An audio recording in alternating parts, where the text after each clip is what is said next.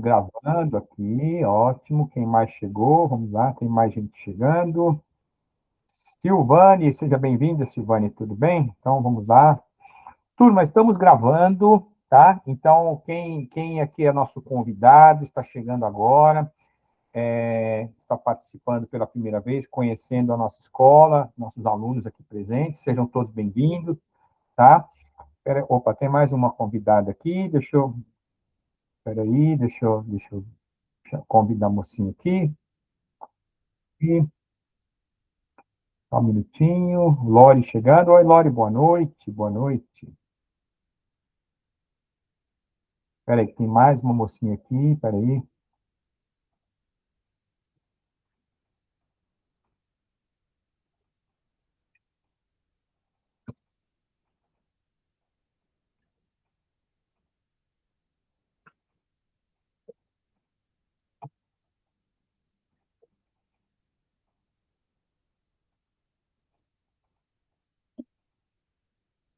Tem mais chegando aqui. Espera aí.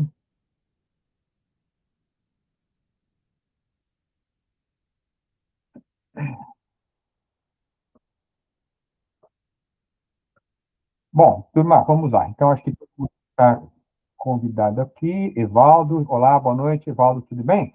Bom, para quem é nosso convidado, para quem é nosso aluno, falar um pouco dessa nossa iniciativa, tá? A nossa proposta aqui hoje com essa palestra de abertura é que nós tenhamos regularmente palestras que sejam abertas aos nossos alunos, à comunidade de modo geral, com vários propósitos. Um deles é levar conhecimento às pessoas, o outro é permitir com que o grupo nosso sempre esteja em contato, uma troca de experiências. Uma proposta também é que os nossos alunos possam exercitar a sua prática didática, isso é muito importante, até porque muitos deles estão fazendo curso para formação de professores. Então, a ideia é que esse seja um ambiente democrático, que a gente possa ter sempre palestras e uma troca de experiências aí com todo mundo, com temas diversos, né? Então, eu estou abrindo hoje com um tema que, para alguns aqui, que são alunos meus, já é um pouco conhecido, mas eu vou procurar dar uma abordagem um pouco mais objetiva. E na semana que vem já tem uma palestra agendada com um colega meu, professor de medicina, que ele vai falar sobre doenças genéticas hereditárias, congênitas, né, que são transmitíveis por gerações. E aí nós também vamos estar abrindo para que os nossos alunos possam se candidatar a dar palestras. O José Luiz parece que já foi o primeiro candidato, né, José Luiz? Então, parabéns pela iniciativa, tá? Essa é a proposta, que a gente possa ter aí vocês usando esse espaço para que a gente possa discutir temas relevantes de terapia, de hipnose, da mente humana, de doenças, saúde, etc. e tal, né? Tudo bem? Então, acho que é isso. Se alguém quiser perguntar alguma coisa, vai interrompendo, tá? A Aline falando aqui do perfil da escola, eu até coloquei aqui, turma, quer ver? Para seguirem o nosso Instagram. O Instagram anterior, ele caiu, né? A gente está enfrentando alguns probleminhas aí com algumas pessoas inconvenientes e fizeram aí alguma coisa que derrubou o Instagram. Então, nós criamos um novo Instagram. Então, a Aline colocou o link aí para que vocês possam estar seguindo, tá bom? E então, nós estamos lá publicando novamente os vídeos, postagens, etc. O nosso site está quase pronto já, para que a gente coloque ele para as pessoas acompanharem também as novidades, tá? E então, vamos lá, quem mais chegou? Vamos lá. Deide está aí também, boa noite, Deide, vamos lá. Então, o Instagram é esse, o site está quase pronto e o portal do aluno também. Atrasou um pouquinho, mas todas essas novidades estão a caminho. Nós trabalhamos bastante o dia inteiro aí, né? Em função disso, eu queria dizer um pouquinho, alguma coisa, principalmente para quem é aluno novo, né? Para quem é aluno novo, é importante saber o seguinte: como a nossa escola tem uma série de atividades, cada vez mais agora com essas palestras, nós temos, às vezes, que trocar um dia de uma aula, pular uma semana ou outra, alguma coisa, mas nada que cause um prejuízo, de modo que a gente possa trazer novidades para vocês. Às vezes tem uma palestra bacana, algum tema legal, você já está fazendo algum curso conosco, nós remanejamos a data para que você possa assistir essa palestra, né? E cada vez mais a gente vai ter atividades ocorrendo juntas, né? Então vai chegar uma hora que você vai ter que fazer uma escolha. Isso vai ser bom. Mas por enquanto a gente consegue ir remanejando os horários e consegue trabalhando dessa forma, tá? Então, o nosso tema hoje aliás, pessoal, a ideia é que essas palestras também elas têm uma duração média de 40 a 50 minutos, primando aí pela objetividade, tá? E aí abrir para dúvidas e discussões. Então, o nosso tema hoje, que é o tema do meu trabalho, particularmente, né? É um tema que eu abordo com muita naturalidade, porque é o que eu faço com os meus pacientes, é o atendimento que eu trabalho, né? Inclusive, ele já está sendo objeto de um curso presencial, né? Para nós fazermos com as turmas também, para final desse ano, sobre práticas terapêuticas ligadas à dor, etc., somatização de doenças. Mas hoje, a ideia não é aqui falar de tratamento. A ideia é falar do que acontece e por que adoecemos, né? Por que nós adoecemos.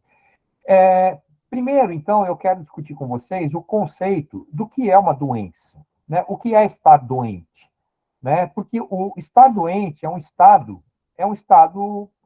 de mudança da sua saúde.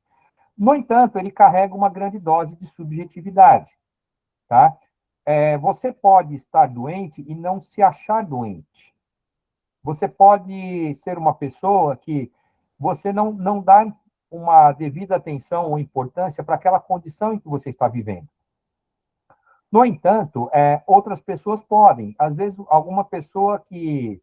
Até um exemplo de brincadeira, né? Um indivíduo que está com uma febre já está fazendo um drama enorme e outro está com uma febre até um pouco maior, às vezes, não está fazendo drama nenhum, está trabalhando normalmente.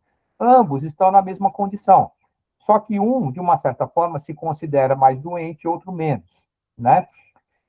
Então, o que eu quero dizer com isso? A doença é um estado físico no qual as suas condições estão alteradas. Mas como que, então, eu vou dizer que eu estou ou não estou doente?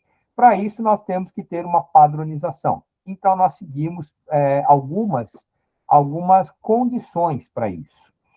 Por exemplo, se você é uma pessoa que tem pressão alta, quando você já está numa pressão acima de 14, nós já dizemos que você está na hipertenso nível 1, tá? Você já começa a ter uma classificação. Então, se nós não classificarmos, nós não temos um padrão de referência, tá?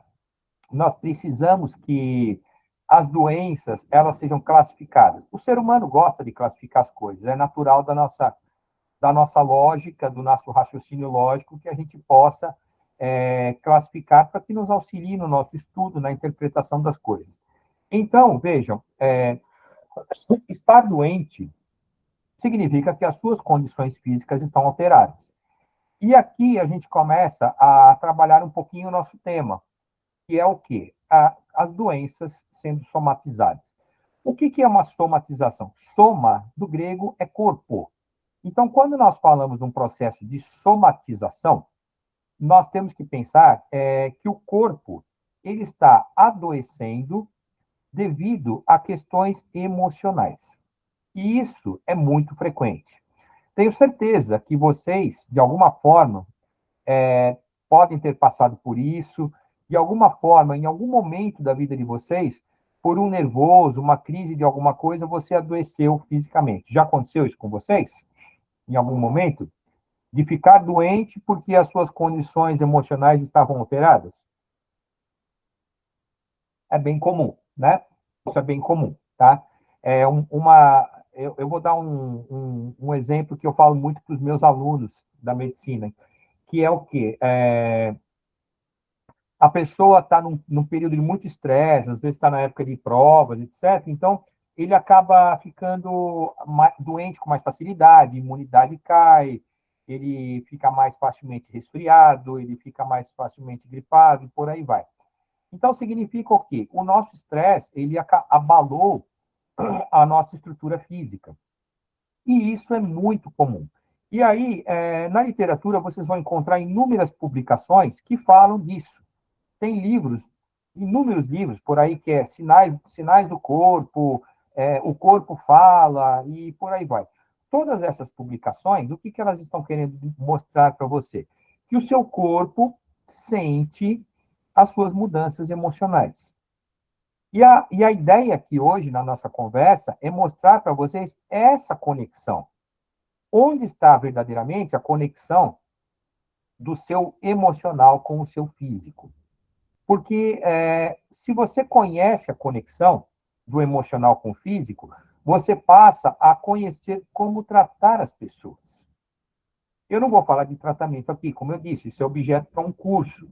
Mas a partir do momento que eu conheço como essa conexão se estabeleceu, eu consigo tratar as pessoas, porque eu sei exatamente no que eu vou mexer. Então, nós precisamos entender como começa a conexão da mente com o corpo, tá? Primeiro, é importante lembrar uma coisa. Alguns aqui já fizeram comigo cursos de neurologia, outros estão fazendo na especialização. Nós temos que entender que o nosso corpo, ele é conectado por uma série de estruturas que nós chamamos de nervos. Os nervos conectam todas as partes do seu corpo. E os nervos são como pequenos cabos elétricos que percorrem o seu corpo inteiro, tá? É como os fios de cobre que fazem o revestimento elétrico da sua casa, abajur, aparelhos elétricos, etc. Esses nós chamamos de nervos. Os nervos, eles fazem essa conexão do seu corpo como um todo, de todas as partes do seu corpo, tá? Então, veja, é, os nervos, eles captam sinais externos, eles levam para a sua mente e ela vai interpretar o que está acontecendo fora, do lado de fora. Assim como os nervos vão levar os comandos mentais para que o seu corpo reaja e o seu corpo consiga executar movimentos de defesa, etc. e tal, né? Então, veja, só um minutinho, tem mais uma aluna atrasada agora, peraí que chegou aqui agora, peraí, tem mais uma pessoa que está um pouquinho atrasada aqui, peraí, vamos lá. Então, veja, tudo acontece conectado pelos seus nervos, tá? Tudo acontece conectado pelos seus nervos. E existe uma conexão muito forte do seu sistema nervoso com todas as partes do seu corpo. E essa conexão, ela é principalmente forte do seu cérebro com o seu intestino.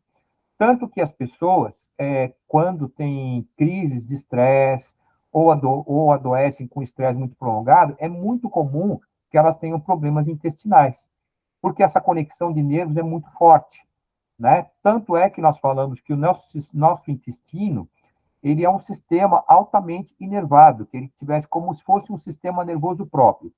É um pouco de exagero falar isso, mas o fato é que ele tem grande rede de nervos chegando ao seu. Então, o seu intestino, ele sente muito, o seu intestino, ele sente muito qualquer, qualquer situação de estresse, crônico ou agudo que você passe, tá? Então, não apenas o intestino, mas o seu corpo todo é capaz de adoecer por questões de estresse, por questões de ansiedade, traumas, etc., como um todo, tá? Então, primeiro, existe essa rede de comunicação que nós chamamos de nervos. Os nervos, fácil de você ver. Em alguns momentos, quem é muito magro enxerga na pele, muitas vezes, os nervos. Se vocês olharem aqui, na minha mão, tem pequenos ramos aqui, tá? Que são nervos que conectam várias partes, tá? E eles estão misturados com músculos, com pele, etc. e tal. Outra coisa que faz uma conexão de todas as partes do seu corpo é o sangue, tá? O sangue circula através de vasos sanguíneos que vão estreitando, ficando mais finos, e esses vasos sanguíneos levam o sangue a todas as partes, né? Então, no sangue circulam substâncias que nós chamamos de hormônios. O que são os hormônios? São substâncias que sinalizam eles são produzidos muitas vezes no cérebro ou em outros órgãos, mas eles caem no sangue. Como o sangue banha o corpo inteiro, ele vai interagir com o órgão, muitas vezes distante, fazendo com que aquele órgão tenha uma reação à sinalização daquele hormônio. Ou seja, um hormônio passa um sinal e aquele órgão reage àquele sinal e altera o seu funcionamento. Mara escreveu alguma coisa, deixa eu ver o que a Mara escreveu aqui. Por isso que tem pessoas que, quando estão nervosas, ficam com diarreia. Perfeitamente, Mara, é exatamente isso. Exatamente isso, tá? Então, eu quero que vocês lembrem exatamente dessa questão. Nós temos uma rede de comunicação que ela é neurológica, que são os nervos, e uma rede de comunicação que é sanguínea, e o sangue transporta hormônios. Então, o que faz o seu corpo reagir a situações diversas são os nervos e são os hormônios. Os nervos carregam sinais elétricos e esses sinais elétricos fazem os músculos se moverem. Você, o tempo inteiro, se movimenta através dos seus músculos.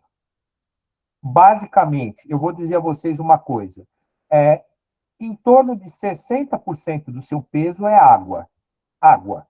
Então, se você pesa 70 quilos, mais ou menos, você tem... se você pesa 100 quilos, basicamente, de 60 a 70 quilos são água, tá? Aí você pode pensar, então eu quero perder peso, vou urinar bastante. Não, não é bem assim. Se você perder 20% dessa água que você tem, você... peraí, tem mais alguém querendo entrar aqui. Opa, quem que está querendo entrar? A Ana sinalizou que quer entrar, mas... Peraí. Peraí. Acaba sem o link. Pronto, a Ana chegou. A Ana é a nossa aluna também, tá? Por isso que eu tenho que acompanhar aqui o WhatsApp. Então, você tem mais ou menos 70% de água. Outra coisa que pesa bastante são os seus ossos e depois os seus músculos. Os músculos pesam muito, muito, né? Então, veja, os seus músculos pesam bastante. O que faz o seu corpo se mover são os seus músculos. Deixa eu avisar a Ana que Ana, já começamos aqui, peraí. Tá, ela vai entrando aqui. Tá, ok. Tudo bem? Está compreendido? Então, veja. Opa. Boa noite, Ana, seja bem-vinda, tá bom? Então, veja.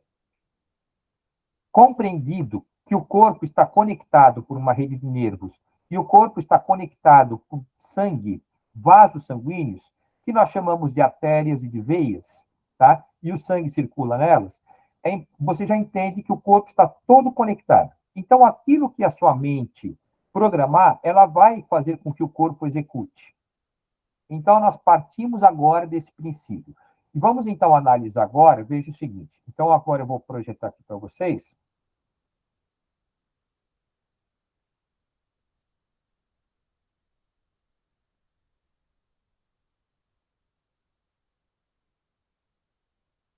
Vamos lá. Então, veja.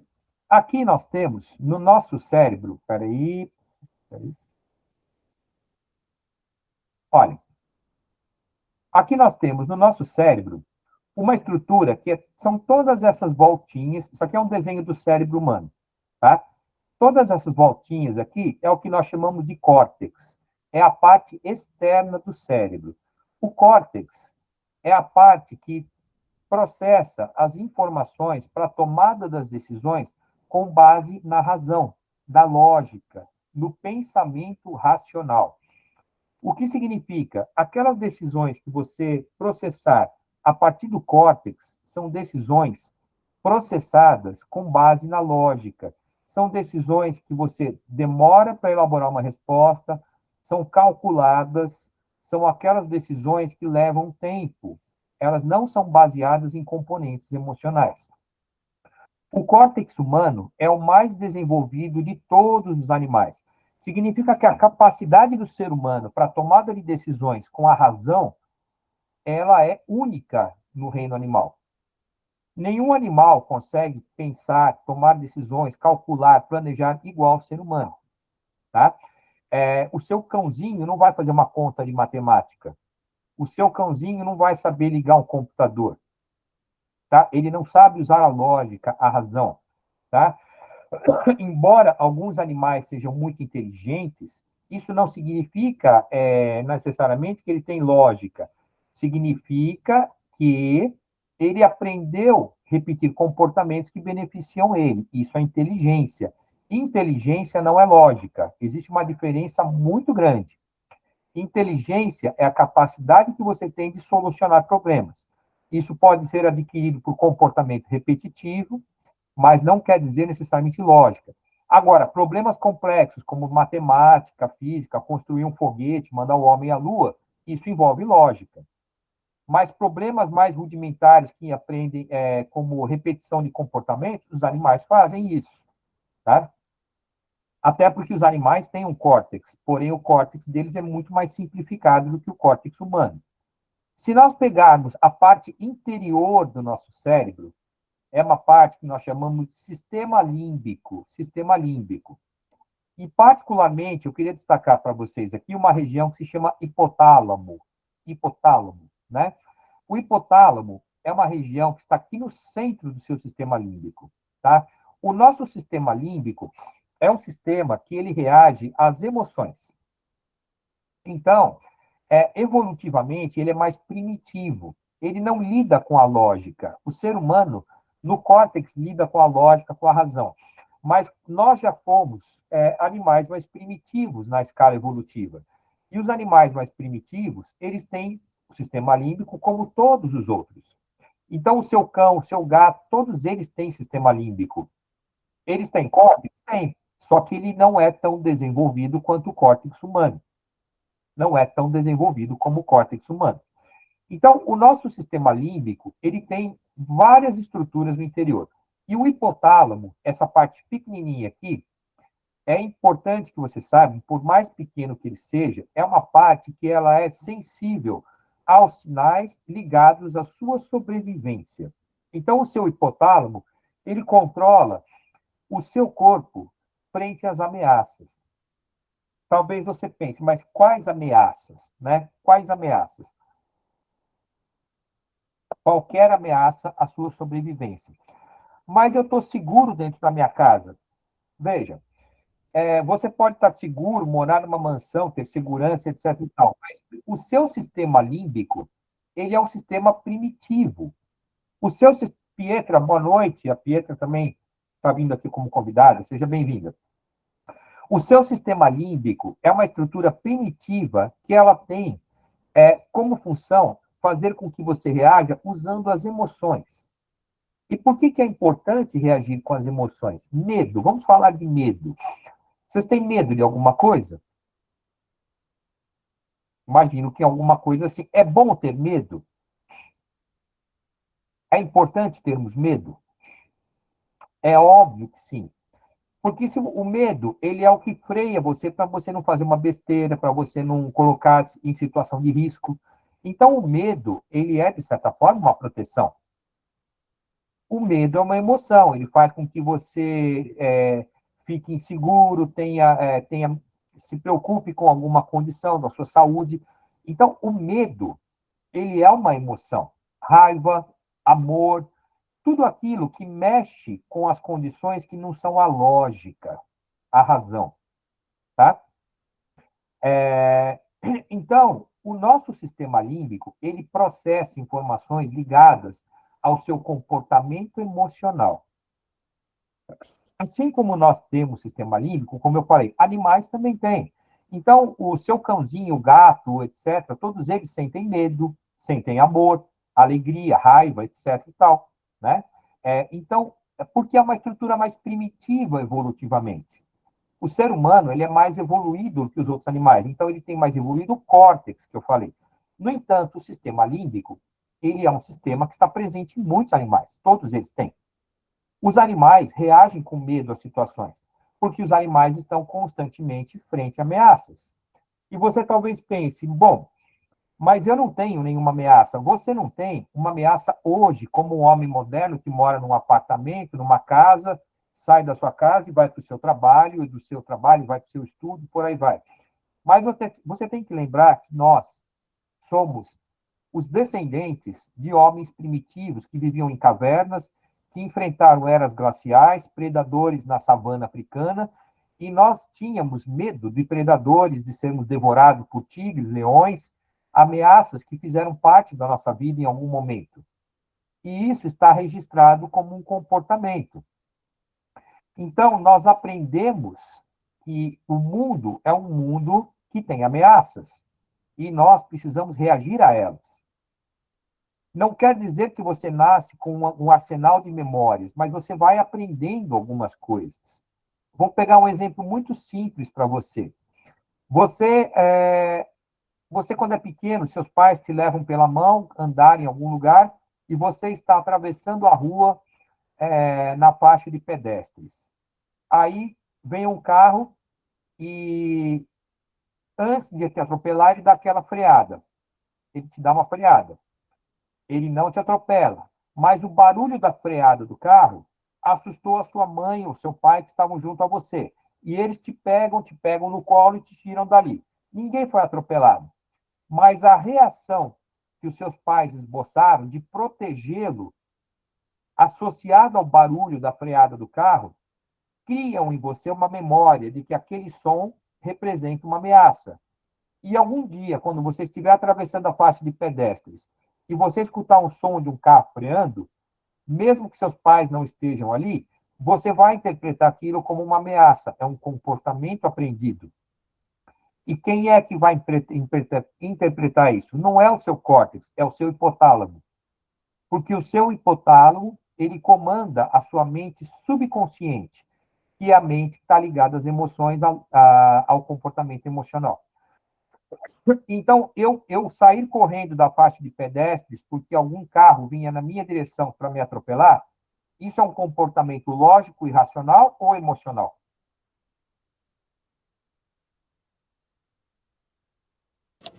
Emocional. Emocional. Porque eu não parei para pensar, poxa, esse barulho é uma freada do carro, o carro está chegando, deve estar pelo barulho a 5 segundos de distância, serei atropelado. Bom, eu já fui atropelado nesse tempo, né? Não deu tempo. Então, o comportamento lógico ele é demorado. Então, o que eu vou ter como reação, o esboço imediato? A reação emocional. Que eu vou o quê? Sair daquela situação de forma muito rápida. Então, isso é mediado pelo seu hipotálamo.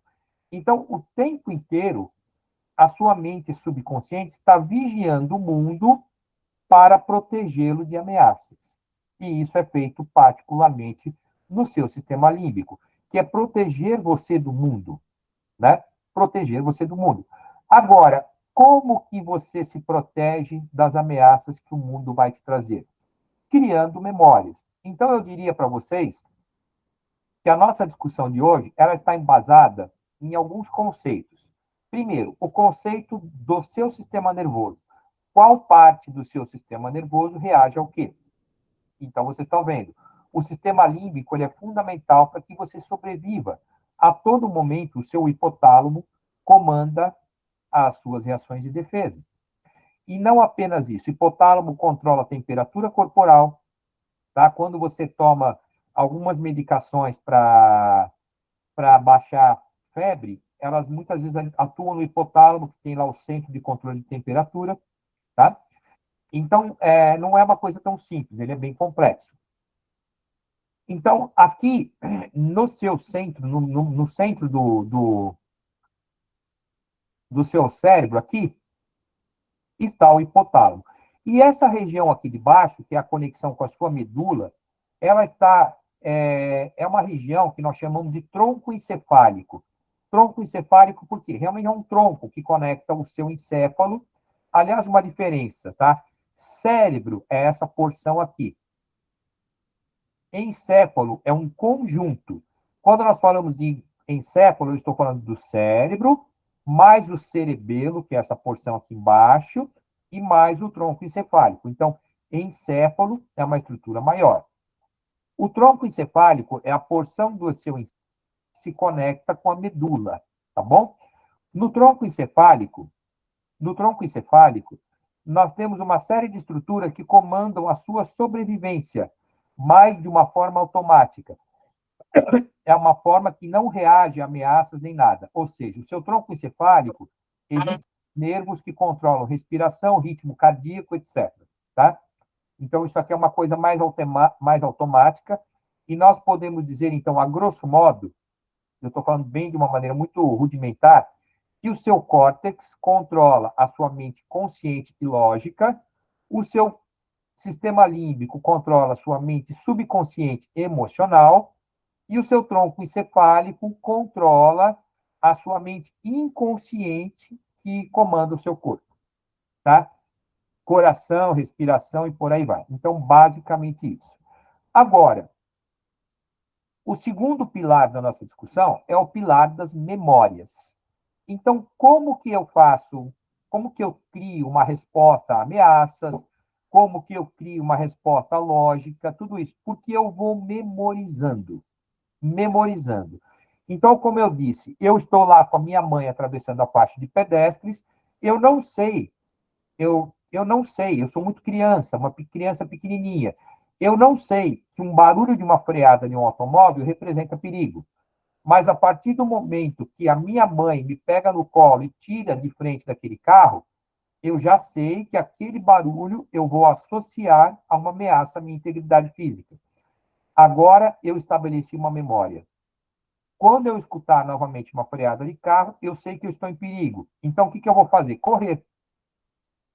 Então, nós vamos criando memórias, e essas memórias fazem com que nós possamos repetir os comportamentos. Então, veja, primeiro pilar da nossa discussão, entender os nossos sistemas. O nosso sistema nervoso e os hormônios, daqui a pouquinho eu falo. Segundo pilar, entender as memórias. Entender as memórias. E agora, vamos criar o terceiro pilar de tudo isso, que é a conexão do sistema nervoso com as memórias. Mas antes, deixa eu terminar um pouquinho o conceito de memória. Memória é tudo que você registra como informação. O nome de uma rua, o telefone de uma pizzaria,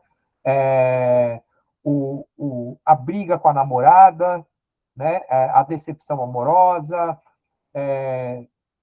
não interessa. Memória é tudo que você registra. Mas, de acordo com o registro, você pode ter uma memória emocional ou uma memória que nós chamamos de declarativa. Memória declarativa não tem vínculo emocional. Oi, Alexandre? Pois não. Eu não queria cortar a explicação, mas assim, no caso, então, a memória, de uma certa forma, assim, resumida, a memória, então, toda a memória que você vem formando, na verdade, que você vem guardando, ela registrando, ela vai formar quem você é. Exato. Ela vai. Ou seja, você é as suas As suas memórias. memórias. Você é. Resumidamente, é isso, então. Porque você é aquilo que você conhece. E o que você conhece está registrado como memória. Vale a pena um exemplo aqui que é interessante. Veja bem, você não tem como ter uma memória daquilo que você nunca viveu, né? Você não pode conhecer uma coisa que não faz parte do seu mundo. Existe um exemplo que ele é muito interessante, que vale a pena aqui, que é uma suposição que os cientistas fazem de que, quando os conquistadores espanhóis chegaram à América, através das caravelas vindo da Espanha e Portugal, e que eles não tinham ainda desembarcado em terra, e eles estavam ancorados no oceano, e eles estavam decidindo se eles iriam desembarcar nas praias do Brasil, de outros países caribenhos, os indígenas que aqui viviam olharam para o mar, mas não viram as caravelas. Porque aquilo não fazia parte do mundo deles. E se aquilo não fazia parte do mundo deles, ele não tinha como construir uma imagem. A sua mente constrói imagem de coisas que você já vivenciou como experiência. Seja alguma coisa que alguém te contou, que é algo que você leu no livro, que você viu na televisão, mas de alguma forma é alguma coisa que você já teve contato de alguma maneira. Tá? Então, você é fruto das suas experiências. Por isso que nós falamos que o universo de um homem, ele resume-se ao quê? Ao grau de conhecimento que ele tem. Quanto mais conhecimento, mais você expande o seu universo. Pessoas com pouco conhecimento não têm noção de mundo. Por isso que o conhecimento te liberta, ele faz você conhecer, de fato, o mundo como ele é. Então, você é, de fato, o fruto das suas experiências. Você é fruto das suas experiências. Então, nesse sentido, as suas experiências, elas estão registradas como memórias. E quais são as memórias que criam raízes mais profundas? Aquelas que têm um vínculo com as emoções. Uma emoção boa ou uma emoção que não seja tão boa, um trauma, alguma coisa que você vivenciou que não te fez bem. Você passou por um episódio de violência. Aquilo, você sempre lembra daquilo, porque aquilo te mexeu muito com você. Você criou uma memória, que nós falamos de memória emocional. Toda vez que você lembra daquela violência, você se incomoda, você se sente mal, tá? Você teve uma memória de um momento muito feliz. Está lá com a namorada, com alguém que você goste, lembrando de um passeio que você fez. Sempre que você lembra daquilo, você pode esboçar um sorriso.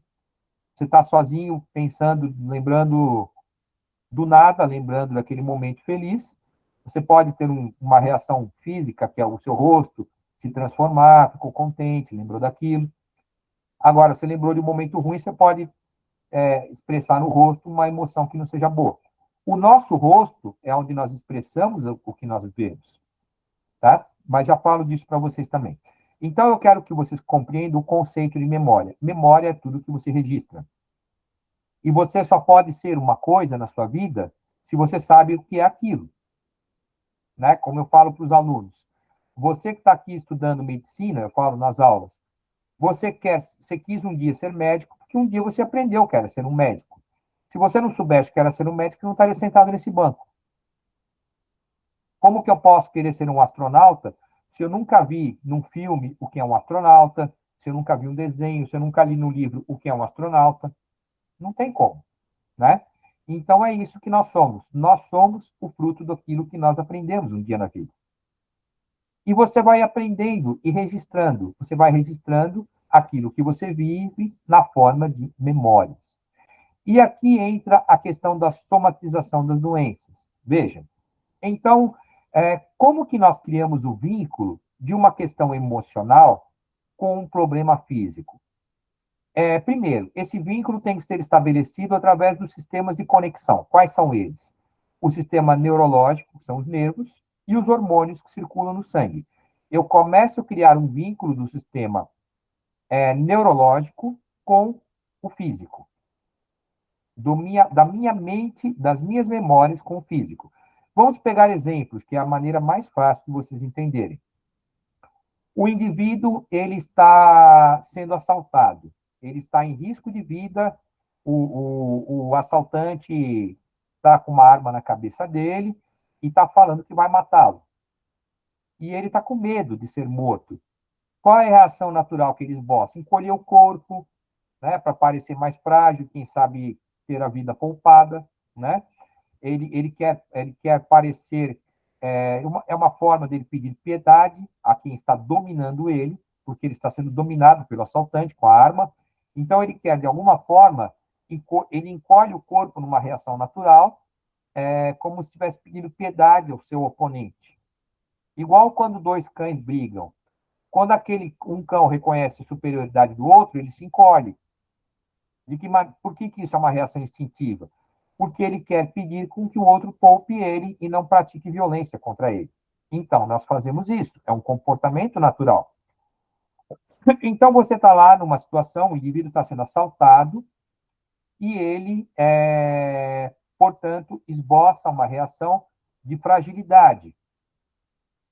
O que aconteceu nesse momento? Eu estou vivenciando uma situação de trauma, eu estou sendo impactado nas minhas emoções por um perigo à minha vida, o meu hipotálamo reage a isso, e o meu hipotálamo vai dizer que o meu corpo, então, tem que se defender daquela ameaça. O que ele vai dizer? Encolha o corpo, pareça mais frágil, etc. Então, o meu hipotálamo, ele vai reagir de duas formas. Através dos nervos, que chegam aos músculos e fazem a musculatura encolher, e o hipotálamo vai disparar no seu sangue a produção de hormônios, que vão fazer os batimentos cardíacos ficarem mais rápidos, porque você está com medo, e ele vai fazer a sua pressão subir, porque você está frente a uma ameaça. Então, as duas formas de defesa são disparadas, neurológica e hormonal. Agora, o seu corpo estabeleceu uma resposta física à condição traumática que você está vivendo. Ok? Bom, o que acontece na sequência? É o terceiro pilar que eu falei a vocês. Primeiro, compreender o sistema nervoso. Segundo, compreender as memórias. E terceiro, compreender a conexão de tudo isso. Memórias com resposta física. Então, agora, eu criei um vínculo da minha condição emocional com uma resposta física. Ou seja, eu criei uma memória de uma ameaça e eu vinculei ela a uma resposta física, como se eu tivesse criado um cordão. Eu juntei duas coisas. Há uma resposta frente a uma ameaça, gerando uma resposta física. Agora eu estabeleci uma conexão. E aí, sempre que eu me ver ameaçado por alguém, seja eu ver alguém que tem uma coisa que possa parecer uma arma, às vezes não é, de repente ele está com alguma coisa que não é uma arma, ou alguém que tem o rosto semelhante a quem me assaltou, imediatamente, como aquele fio está estabelecido, eu vou disparar uma resposta física. Porque eu criei uma conexão. Da mesma forma como o exemplo do carro que ia me atropelar. Sempre que eu escutar o barulho de uma freada, eu vou sair correndo da rua, porque eu estou achando que virá um carro na minha direção. Então, nós começamos a criar esses vínculos do emocional com o físico. O nome disso é somatização. Nós estamos somatizando comportamentos com base no emocional. E eu começo agora a criar respostas físicas com base nas emoções. Eu vivencio um comportamento, eu tenho uma memória disso, e essa memória, ela cria um vínculo com uma resposta física. Nós fazemos isso a todo momento, de uma forma que pode gerar uma doença, ou muitas vezes não. Vou dar um exemplo muito banal para você. Em algum momento da sua vida, talvez você tenha encostado a mão num espinho. Uma pequena dorzinha, alguma coisa assim, pegou uma planta que tem um espinho, você se incomodou, tirou a mão dali, não morreu por causa disso, né? E aí, de repente, em algum momento, você está lá fazendo qualquer coisa, você encosta a mão em alguma superfície e ela é meio pontuda. Imediatamente você tira. Isso não é uma doença, mas você tem uma memória que o espinho pode te machucar. Você não está doente, mas você criou um cordãozinho. Então, esses pequenos vínculos, esses pequenos cordões, você vai criando toda hora. Só que quando essa resposta física, ela altera as condições do seu corpo, de modo a gerar um quadro de doença, aí nós dissemos que existe uma coisa mais grave. Você está somatizando. E quanto mais forte esse vínculo, constantemente ele vai disparar sinais para ter respostas físicas. Constantemente. Constantemente. Uma pessoa que ela vivenciou na vida dela situações de muita discussão, muito conflito, muita briga, é uma pessoa que ela vive nessa condição constantemente. Então, a toda hora, qualquer sinal pequeno de ameaça a ela faz com que ela tenha uma reação prontamente de defesa, muito brusca, e ela está reagindo a toda hora. Muitas vezes a pessoa fala uma coisa para ela que não é nem alguma coisa exagerada, mas ela se incomoda, ela é uma pessoa muito reativa. Você já deve ter visto pessoas que são muito reativas. São aquelas pessoas que reagem a qualquer provocação de uma forma exagerada. Já quer bater no outro, já quer socar o outro. Por quê? Muitas vezes são pessoas que passaram por episódios constantes de violência, de agressão, de negligência, de abandono, que foram muito machucadas pela vida, então ela responde de uma forma constantemente como ela estivesse no estado de alerta. O que significa isso? A conexão do hipotálamo com o físico, ela está muito ativa, seja através dos nervos, seja através dos hormônios. E o que são os hormônios, então? Vamos, então, a essa terceira parte agora aqui, continuando a terceira parte, que é a conexão.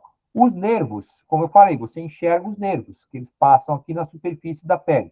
Agora, o que são hormônios? Hormônios são substâncias que o seu hipotálamo produz ou ele faz outras partes do corpo produzirem. Por exemplo, a hipófise, que é uma glândula, a suprarrenal, que é uma glândula, ou seja, elas podem produzir hormônios.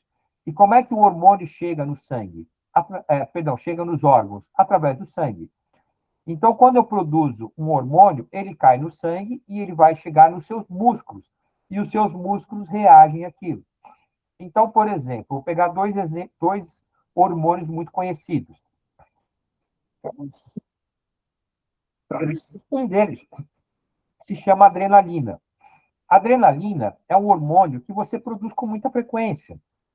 É um hormônio produzido sempre que você está frente a uma ameaça. Tá? Então, você produz adrenalina constantemente. É normal. Não tem nada de. Perdão, pessoal, um pouquinho de frio aqui. Não tem nada de errado em você produzir adrenalina. Só que, se você produz adrenalina toda hora, você pode adoecer. Porque uma das consequências da adrenalina é fazer a pressão subir.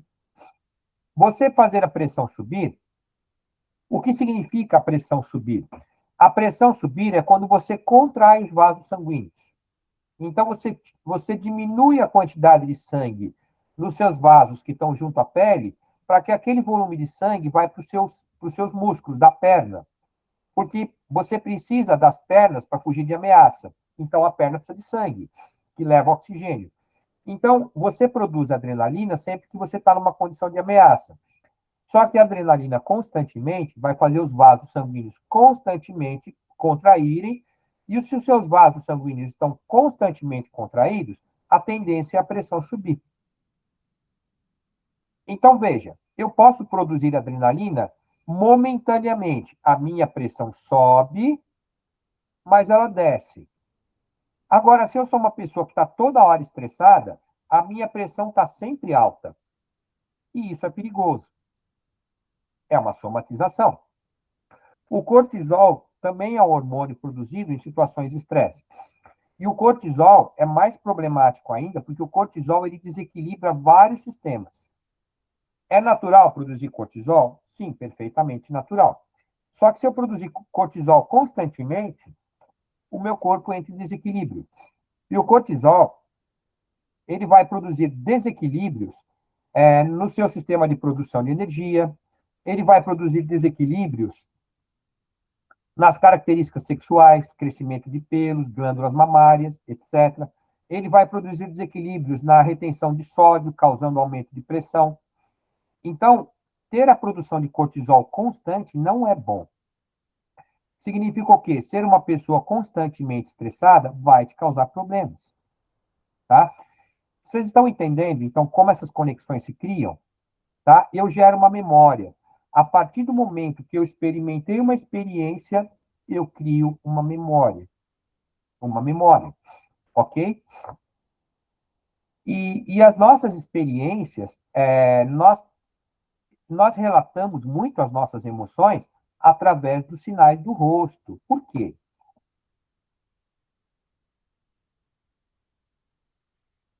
Eu estou perguntando, não estou aqui. São, é, bom, são respostas automáticas, né, das memórias, não? Mas vamos retroceder um pouco, Alexandre. Veja, o nosso rosto é a forma como nós nos comunicamos. Vamos entender o conceito de como nós somos como animais. Os nossos olhos estão na face e nós nos comunicamos olhando o rosto dos outros. Né? Por quê? Se eu estou em pé e as pessoas geralmente têm uma estatura muito parecida, naturalmente o meu olhar recai sobre o rosto do outro. Então, a nossa forma de comunicação como animais é esboçando uma reação no rosto.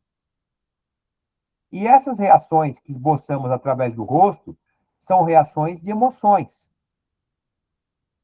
Mas o meu rosto tem músculos, bochecha, o queixo, o nariz, as pálpebras. O meu rosto, ele tem dezenas de músculos. A boca, quando eu contraio Assim, eu estou esboçando um sorriso, tá? Então, existem vários músculos. Eu acabei de dizer que as nossas memórias criam vínculos da emoção com o físico. Então, quando eu estou triste, eu vou chorar, eu vou contrair os músculos da face e eu vou derramar lágrimas, né? E as pessoas vão ver isso, e as pessoas vão ser solidárias, vão me abraçar, vão me confortar, vão me consolar, porque eu estou precisando dessa situação, de um apoio das pessoas que estão perto de mim. Quando eu estou feliz, eu vou sorrir, eu vou contrair a bochecha, e aí eu vou esboçar um sorriso para compartilhar com os meus semelhantes que eu estou feliz, que eu conquistei alguma coisa. Então, o rosto, ele é uma expressão, ele é a forma como nós comunicamos as nossas emoções. Vejam, uma situação muito comum. Quando você, eu já falei isso aqui em aula, para quem já foi aluno meu, sabe do que eu vou falar. Quando você está querendo alguma coisa, como que você expressa através do seu rosto? Quando você quer alguma coisa. Alguém te oferece alguma coisa, o que, que você faz? Sim, eu concordo. Quando alguém me oferece alguma coisa que eu não quero, o que, que eu faço? Não. Aí você vai falar o seguinte: bom, o gesto de negação é igual em qualquer cultura do mundo inteiro? Chineses, brasileiros, iranianos, etc. e tal? Fala, Mara. E tem pessoas que às vezes tentam esboçar uma coisa, mas acaba esboçando outra. Por exemplo, eu conheço uma pessoa mesmo que tenta mostrar que está concordando com uma coisa, só que no automático a cabeça começa a negar. Ou ao contrário também. Finge que não está concordando, mas a cabeça está ali, ela nem percebe que isso está acontecendo. Porque você sabe identificar o sinal corporal de uma forma subconsciente. Por que, que esse gesto aqui ele é igual, seja no Brasil, no Japão, na China, no Irã, na África, em qualquer lugar? Porque quando a criança é pequena e a mãe vai oferecer alimento e a criança não quer, ela vira o rosto. Então, se ela vira o rosto de um lado para o outro, ela está negando. Então, nós aprendemos que virar o rosto é uma negação. É porque Então, a pessoa tenta mostrar uma coisa, mas os neurotransmissores estão mostrando outra. por isso que é muito difícil enganar as pessoas. Porque às vezes você quer fazer alguma coisa, mas o seu corpo está dizendo outra. E você se comunica de uma forma subconsciente. Então, veja, quando a criança é pequenininha, em qualquer parte do mundo, se ela quer negar a comida que a mãe oferece, ela vira o rosto. Seja aqui no Japão, em qualquer lugar. Então, isso nós sabemos que é um gesto de negação. Não é? Ok? Assim como chorar, como sorrir, são gestos universais. Não tem como fugir disso. Isso tudo é expresso no seu rosto. O seu rosto, portanto, ele comunica aos seus semelhantes aquilo que você está sentindo. Agora, o movimento do rosto é um movimento muscular. Se eu estou movendo o rosto para o lado, os músculos do meu pescoço estão fazendo o meu rosto girar. E isso está conectado a uma memória. Que a minha mãe me ofereceu uma comida que eu não gostei, e agora ela está oferecendo mais uma vez essa comida. Eu estou olhando, eu sei qual é essa comida e eu não quero. Talvez na primeira vez ela ofereceu, ela me enganou, eu comi. Aí eu não gostei. Agora, a próxima vez que ela vai oferecer, eu já sei o gosto. E agora eu não quero. O que, que eu vou fazer? Virar. O que, que eu fiz? Eu criei uma memória de que aquela comida é ruim. E essa memória que aquela comida é ruim faz eu girar o rosto quando eu estou frente àquilo novamente. E é isso que vai acontecendo conosco sempre. Nós vamos criando pequenos vínculos que são fios de memória. Na verdade, que são fios que conectam a sua memória a uma resposta física. A resposta física nós chamamos de memória procedural. E a todo momento, você está, então, criando, a todo momento, você está criando comportamentos físicos que são baseados nas suas memórias. Ou seja, eu, a todo momento, estou me comportando com base nas minhas memórias. As suas memórias, elas ditam quem você é. E aí, quando nós começamos a ter comportamentos ou respostas físicas que levem o nosso corpo para uma condição de não ser normal, agora eu tenho a doença. Eu negar um alimento não é nada normal. Agora, eu estar constantemente encolhido é anormal. Só que a lógica de como isso se criou é a mesma. É isso que eu quero que vocês entendam. A maneira como o comportamento se cria é a mesma. Agora, o que difere a doença de não doença? É o quanto aquilo afeta o seu corpo. É o quanto aquilo afeta o seu corpo. Um exemplo de uma paciente que eu tratei, que ela sofreu abuso sexual na infância. Então, o simples fato de tocar na mão dela, ela retirava a mão. É um gesto que o quê? É um gesto que foi memorizado. Ela tem uma memória da violência sexual de tocarem no corpo dela. E essa memória gerou um cordão de conexão com o físico. Certo? E aquele cordão é muito forte. Então, sempre que ela tinha um toque no físico, ela acionava, através desse cordão neurológico, a memória emocional e aquilo voltava retirando a mão. É uma via de mão dupla. Tocava na mão, ia para o cérebro uma memória. Olha, estão tocando em você. A mente processa, opa, deixa eu tirar a mão. Ela podia não estar frente a nenhuma ameaça. Só que ela tinha uma memória de que o toque na mão significa perigo. Então, nós podemos estar numa condição que nós não estamos frente a uma ameaça mais. Porém, nós temos uma memória de que aquilo é ameaçador. E à medida em que isso compromete a nossa qualidade de vida, compromete a nossa integridade, isso transforma-se naquilo que nós chamamos de uma doença somatizada. Eu ter um pico de pressão subindo, porque eu escutei o barulho de um carro chegando na minha direção e eu entendi isso como uma ameaça, não tem nada de errado com isso. Agora, se minha pressão está constantemente alta, aí já tem um problema. Então, a doença, ela é um conceito que depende de uma classificação, como eu disse. Tá? A minha pressão, até 13, você vai estar dentro de uma faixa de normalidade. Acima dos 14, a sua pressão já passa a ser uma condição considerada como anormal. Anormal. Nós precisamos classificar as coisas de acordo com valores de referência, tá? Eu ser uma pessoa que reage prontamente frente a uma ameaça, tá tudo bem, é uma questão de sobrevivência. Agora, se eu sou uma pessoa que reage a qualquer coisa que falam para mim, eu já sou uma pessoa que está numa condição anormal. Eu preciso me cuidar, porque eu estou extremamente reativo.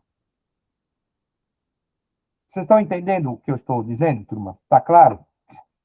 Então, vejam, quando eu falo em somatizar doenças, é quando eu começo a criar uma condição no qual o meu corpo está trabalhando numa situação que não é normal. Tá? Então, veja, o indivíduo que a todo momento ele tem crises de diarreia. O nome disso é colite, doença inflamatória intestinal. E isso tem vínculo com uma memória emocional, de um abandono, de um estresse, de um trauma. E a toda hora ele tem diarreia, um desconforto intestinal, porque aquela memória está ativa. E aí eu quero complementar com uma outra situação. Veja, nem sempre ele vai lembrar de uma forma consciente da memória causadora da reação física. Então, ele pode ter um quadro de resposta física, só que ele já não sabe mais o motivo daquilo. Ele pode falar para você, eu reajo de uma forma muito brusca a qualquer coisa que me digam. A minha pressão está constantemente alta. Eu tenho dor muscular. Eu tenho diarreia constante. São todas respostas físicas. E você pode perguntar por quê. Ele pode falar, eu não sei. Porque ele já não lembra da memória original causadora.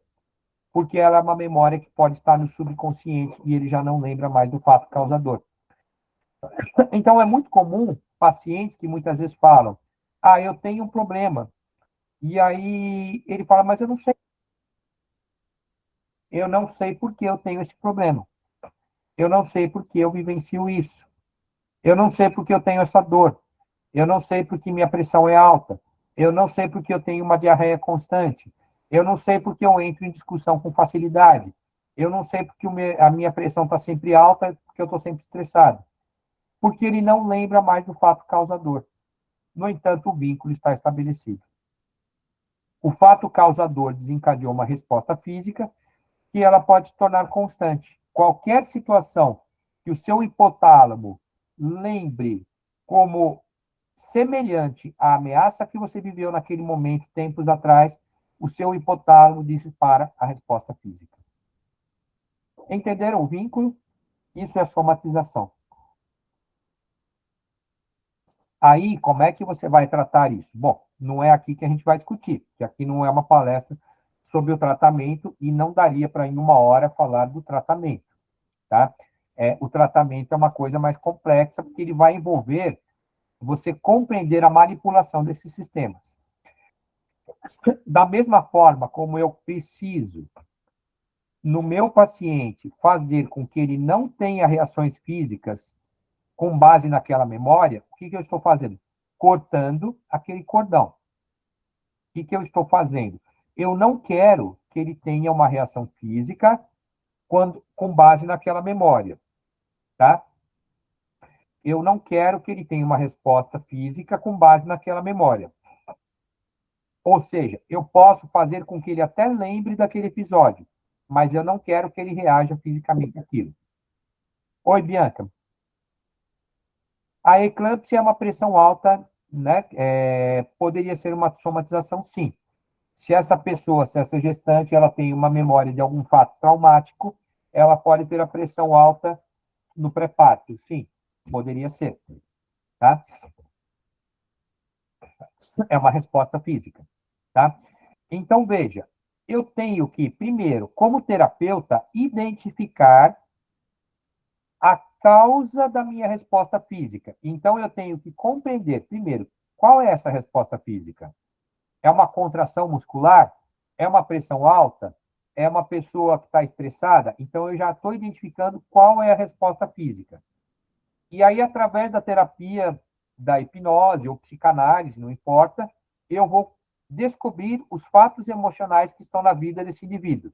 Agora, eu tenho dois grupos de situações para analisar: as respostas físicas e os fatos emocionais. E o meu paciente, na entrevista, ele já vai me dar algumas sugestões do vínculo entre elas. Ele pode falar, eu comecei a sentir dor no dia que eu briguei com meu pai. Você já tem agora uma pista de como essa resposta física se estabeleceu. Mas nem sempre é assim. Ele pode falar, eu não sei, eu sempre tive uma vida muito boa. O que significa isso? Existe uma causa, mas ele não está lembrando. Então, você vai ter que usar de terapia para isso. E aqui, vocês sabem, né, os alunos, quem aqui é aluno meu, porque estou falando que aqui no nosso grupo tem alguns convidados hoje, tem pessoas que não são alunos dos nossos cursos. A hipnose é uma forma de chegar nas camadas profundas da mente e buscar os fatos que estão escondidos. Feito isso, agora eu já tenho um mapa do meu paciente. Eu já tenho um mapa dos fatos causadores e eu tenho um mapa das respostas físicas. A partir de agora, eu consigo estabelecer uma linha de tratamento. Eu consigo estabelecer inicialmente o tratamento para a causa emocional, que ela deve ser a primeira, a eliminação do trauma, e depois um tratamento para a questão física. Eu vou identificar o trauma e como ele gerou uma resposta física. Então, agora eu vou trabalhar a resposta física. De uma maneira muito resumida com os meus pacientes, como que eu trato essa resposta física? Eu faço ele desvincular a resposta física do emocional. Ou seja, eu faço ele vivenciar aquela resposta física e, no segundo momento, eu faço ele lembrar do fato emocional e não esboçar nenhuma reação. Ou seja, se ele está contraindo, porque ele lembrou daquela memória emocional, eu vou fazer ele lembrar, eu vou fazer com que ele não contraia mais, fazer com que ele se sinta em segurança. Olha, você agora está vivendo essa situação de pânico novamente, mas eu quero que você não contraia mais a sua musculatura e relaxe. Ou seja, ele vai enfrentar aquilo novamente, porém ele não vai esboçar nenhuma reação física. Eu começo a cortar o vínculo da emoção com a resposta física. Isso é importante, porque agora eu trabalho a resposta emocional e ele não vai gerar mais uma resposta física. Isso é muito importante, porque senão ele continua doente fisicamente. E a outra coisa, que é o contrário, é restabelecer memórias físicas perdidas. Então, o paciente ele pode ter perdido o movimento de uma perna, ele pode mover o braço de uma forma ruim, ele pode ter um travamento muscular, porque ele perdeu a memória de como controlar aquele grupo de músculos.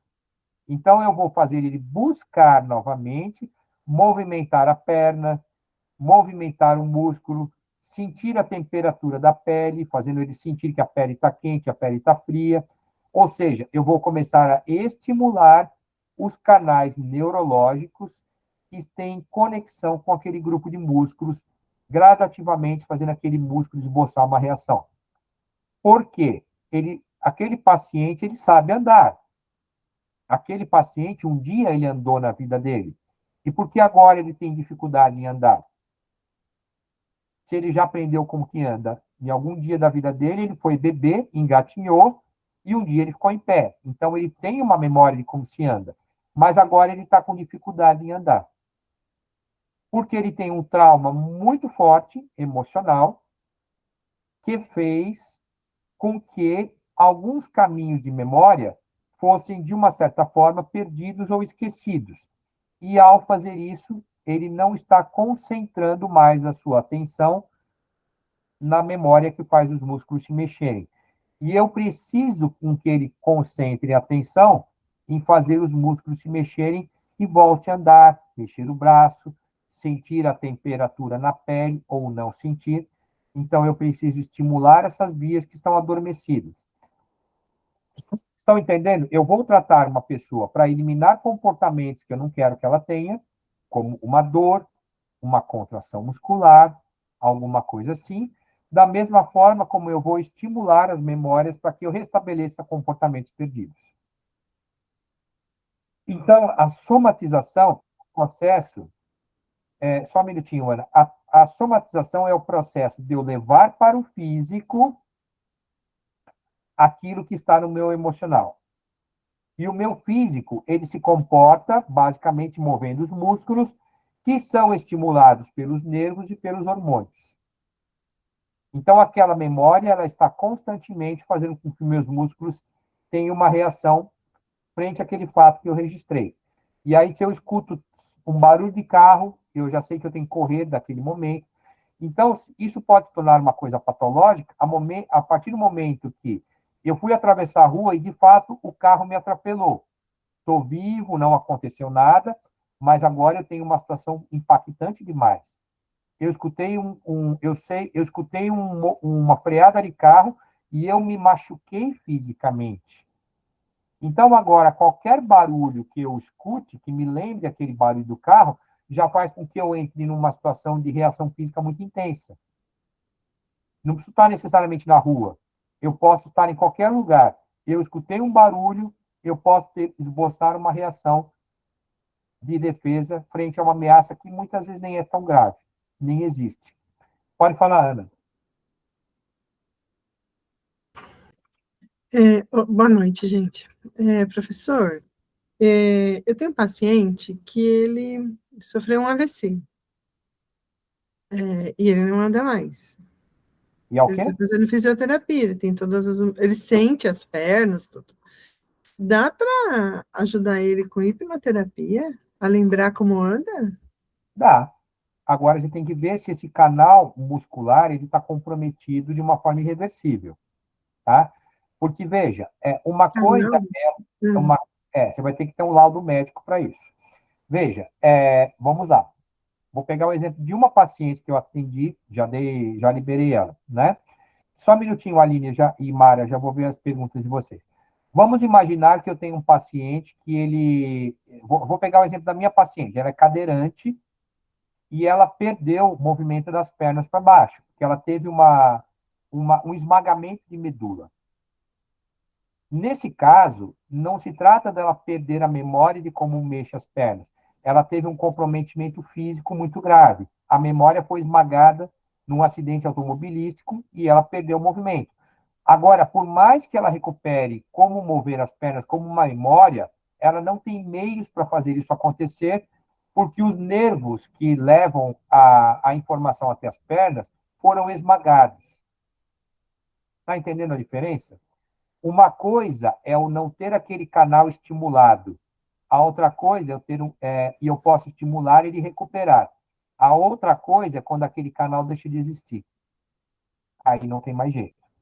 Então, voltando ao seu exemplo, no AVC, eu posso ter um comprometimento do cérebro grave com uma morte de parte do cérebro, e se aquela parte do cérebro comandava aquele grupo muscular e aquela parte do cérebro morreu, eu não tenho mais como estimular aquele grupo muscular, porque aquela parte do cérebro está morta.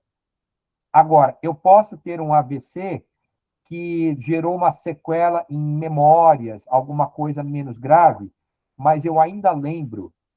Ou eu tenho um trauma que fez com que eu esquecesse alguma coisa, uma amnésia, eu consigo buscar essas memórias e fazer ele andar.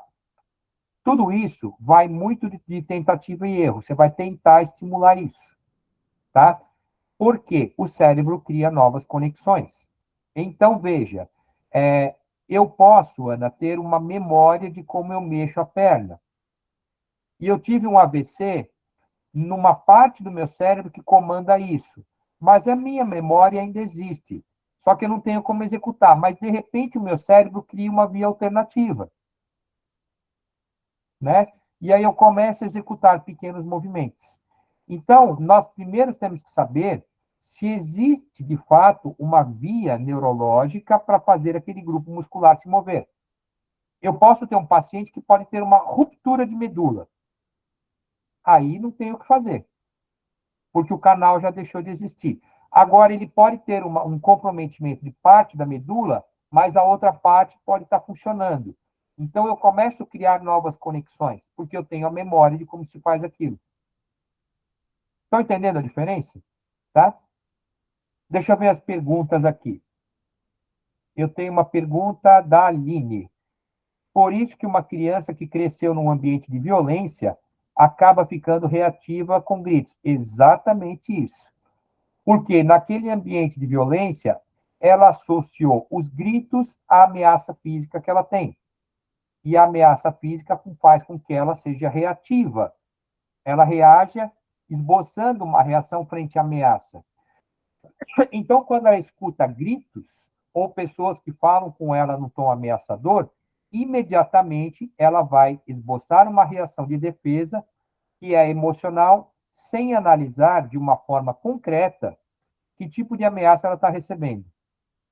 Porque ela não está esboçando uma reação pela lógica, pelo córtex, e sim uma reação pelo hipotálamo, que é uma ameaça de preservar a integridade dela, porque os gritos do ambiente de violência que ela cresceu, para ela, ficaram memorizados como uma ameaça. E esses gritos, então, sempre que ela escutar alguém subir o tom de voz, alguém brigar com ela, aquela conexão já está estabelecida. Então, ela vai esboçar uma reação de fazer o corpo se projetar como uma defesa. E nessa condição, ela pode incorrer no erro de ter uma resposta exagerada e fazer alguma coisa que não deve. Então, isso pode acontecer, tá? Por isso que nós devemos sempre trazer as nossas respostas para a nossa razão. Pensar antes de responder, porque isso pode nos poupar problemas futuros. Próxima pergunta. A Mara. Bom, a Aline perguntou de novo, na sequência, eu já vou emendar com a pergunta da Aline. Sim, a reação pode ser uma reação de agressão. Ela pode agredir o outro imediatamente como uma forma de se defender. Pode sim. Ela tem uma reatividade tão forte que antes de qualquer coisa ela já ataca. Ou seja, ela ataca querendo se defender. Né? Então, isso acontece sim. Isso pode acontecer. A reatividade dela é tão forte e ela está numa condição de alerta constantemente. Qual é o problema disso? Ela está com os níveis de adrenalina alto e de cortisol alto. Então, ela começa a gerar desequilíbrios no corpo que vão afetar a saúde, a pressão, ritmo cardíaco, uma série de problemas ligados a uma reatividade, adrenalina e cortisol muito altos. Então, isso pode desequilibrar pressão, retenção de líquidos no corpo, alterações de batimentos cardíacos, porque ela está numa condição de defesa. Isso não é saudável, tá? Outra pergunta, doenças na pele? Sim, Mara, perfeitamente. Por quê? A gente cai novamente na questão do cortisol. O cortisol, ele está associado, assim como a adrenalina, a estresse. Se eu tenho cortisol produzido uma vez ou outra, está tudo bem, faz parte do nosso medo da reação de defesa. Agora, quando eu produzo cortisol constantemente, o cortisol está sempre alto. E o cortisol é um hormônio que está na base das reações imunológicas. As reações imunológicas são as reações de defesa, mas não na resposta de agressão, mas as respostas de defesa imunológicas, que é a produção de anticorpos, defesa contra vírus, bactérias, as respostas imunes. E quando eu produzo muito cortisol, chega uma hora que o meu corpo entende que eu tenho cortisol em excesso. E o meu corpo, num mecanismo chamado de retroalimentação negativa, ele se acostuma a ter cortisol alto, e o corpo começa a entender, eu não preciso mais produzir cortisol porque ele já está alto. E nessa hora, os níveis de cortisol começam a baixar, e como o cortisol ele é aquele que dá início às respostas imunológicas, a minha imunidade enfraquece. E nesse sentido, eu vou estar com a imunidade baixa, eu começo a adoecer, ter inflamações e ficar sensível a infecções. Então, vocês vão ver que pessoas muito estressadas, num determinado momento na vida delas, começam a ter infecções com frequência, que elas começam a adoecer com mais facilidade. E uma das coisas ligadas às respostas imunológicas é o que nós chamamos de produção de histamina. Você já deve ter visto histamina. Histamina é uma substância que, quando produzida, ela tem relação com as respostas imunológicas. A histamina faz você ter coceira, problemas de pele. Tanto é que, quando você tem picada de inseto, você toma um antihistamínico para baixar a produção de histamina e você não ter incômodos na pele, coceira, alergias, etc. Então, Mara, continuando a sua pergunta, doenças na pele, sim, são causadas por isso. Porque eu tenho cortisol alto constantemente. O meu corpo começa a entender que eu não preciso mais produzir cortisol. E eu começo a baixar os níveis de cortisol. Baixando os níveis de cortisol, eu não tenho a base para criar as respostas imunológicas. Então, eu não tenho como fazer frente a ameaças de vírus, eu vou pegar uma gripe com mais facilidade, eu vou pegar uma doença com mais facilidade, qualquer coisinha é motivo para eu ficar de cama, doente. A minha resposta imunológica enfraqueceu, porque os hormônios diminuíram. E aí, as respostas ligadas à imunidade envolvem, inclusive, a produção de histamina. Eu vou ter coceira, adoecer, ficar gripado com mais facilidade. Bom. Posso falar, professor, rapidinho? Oi? Posso falar aqui rapidinho? Eu estou perguntando isso porque tem uma pessoa conhecida também que ela vive em um ambiente muito estressado, né? Um ambiente de trabalho, e ela descobriu que estava com tuberculose. Fez o tratamento de 6 meses e agora ela está aparecendo várias urticárias. A pele está toda inchada, como se fosse realmente uma alergia. E não é alergia, ela chegou aí no médico que não é alergia, então eu acredito que seja emocional. Eu ainda cheguei a falar a ela que é emocional, porque ela é uma pessoa que guarda muita coisa. Além do estresse do trabalho, ela guarda muitas coisas. Então, eu acredito que pode ser isso. Então, é emocional, né? A sua pergunta, eu vou emendar com a resposta para o Luiz aqui. Mas eu primeiro preciso esclarecer uma coisa para você. Nós temos um sistema imunológico que nós devemos manter saudável. Ou seja, nós devemos, a toda hora, manter as nossas defesas preservadas. O que significa isso? Não é apenas evitar o estresse, mas eu também preciso me alimentar bem, praticar atividade física. Como todo mundo aqui pratica atividade física, eu não preciso discutir muito esse tema aqui, porque eu acho que todo mundo aqui acorda cedo e corre na rua, né? Então, acho que é uma coisa muito familiar para vocês, né? Aquele pessoal que acorda às 5 horas, dá uma volta no quarteirão. Então, acho que não precisamos entrar nessa questão. Mas veja, atividade física, uma boa alimentação rica em vegetais, vitaminas, etc., né? Eu estou cuidando da minha saúde. As minhas defesas imunológicas estão boas, certo? Não é apenas o estresse. Eu não posso culpar apenas o meu hipotálamo. Eu também tenho que tomar cuidado e me preservar. Não adianta eu só botar a culpa no ambiente que eu vivo. Se eu não cuido da minha saúde física, eu também adoeço. Agora, vamos lá. Você mencionou tuberculose. Tuberculose é uma doença, é uma infecção muito grave, tá? Quer dizer que eu posso ter uma saúde muito boa, não ter estresse nenhum, me alimentar bem, praticar atividade física e pegar tuberculose? Sim, posso. Não subestime o poder das bactérias. Existem bactérias que são mortais. E eu posso ter uma saúde boa, eu posso ser uma pessoa que não é estressada, eu posso praticar atividade física e ainda assim eu posso adoecer e morrer. Então, veja, ninguém aqui é super-herói, primeiro ponto, tá? Existem doenças que matam. Você pode ser um atleta, pode não ser estressado, pode ter uma boa alimentação, não interessa. Existem doenças que matam. Hepatite viral, hepatite C, ela mata. Algumas doenças infecciosas, elas matam. Então, vamos separar bem as coisas. Então, se a pessoa pegou tuberculose, a tuberculose é uma doença muito grave. Ela deve se tratar. Ela pode ser uma pessoa que é uma atleta, que faz atividade física, come bem, não tem nenhum estresse, ela pode se tratar. Agora, o que é que pode estar agravando? Ela pode falar, poxa, eu peguei tuberculose e agora eu estou com medo de morrer. Quem vai cuidar do periquito, do papagaio, dos cachorros? Agora ela tem o medo da morte. E o medo da morte está fazendo com que ela possa ter doenças de pele, pressão subir, etc. Porque agora ela está doente. Ela está doente e ela sabe que a tuberculose é grave. Da mesma forma, como pacientes que têm Alzheimer têm comportamento de estresse. Por quê? O indivíduo sabe como é a morte por Alzheimer, que não é saudável, não é legal. Você sabe que você vai morrer perdendo as memórias.